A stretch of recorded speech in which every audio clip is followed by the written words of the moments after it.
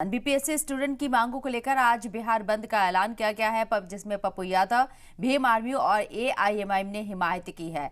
आपको बता दें कि बीपीएससी को लेकर लगातार मामला गरमाया हुआ है। बीपीएससी स्टूडेंट की मांग को लेकर आज बिहार में चक्का जाम किया गया। छात्र युवा शक्ति की तरफ से आज बिहार बंद रहेगा और इसके साथ ही आपको बता दें कि इसमें जो सियासी तंजीमें शामिल हैं उसमें पप्पू यादव भी हैं। भीम आर्मी और एआईएमआईएम ने इसकी हिमायत की है।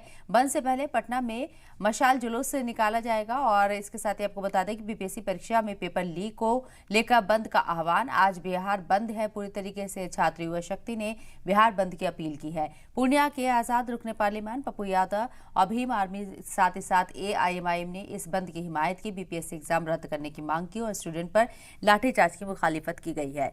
इस बंद की अपील पर आपको बता दें कि छात्र युवा शक्ति के बैनर तले एनआईटी मोड़, बोरिंग रोड चौराहा, राजेंद्र नगर टर्मिनल से छात्र निकलेंगे और फिर पूर्णिया सांसद पप्पू यादव दिन के 11 बजे दिन से यहां इनकम टैक्स गोलंबर से डाक बांग्ला चौराहे तक बंद कराएंगे और इसके साथ ही बंद से पहले कल पटना में मशाल जुलूस भी निकाला गया।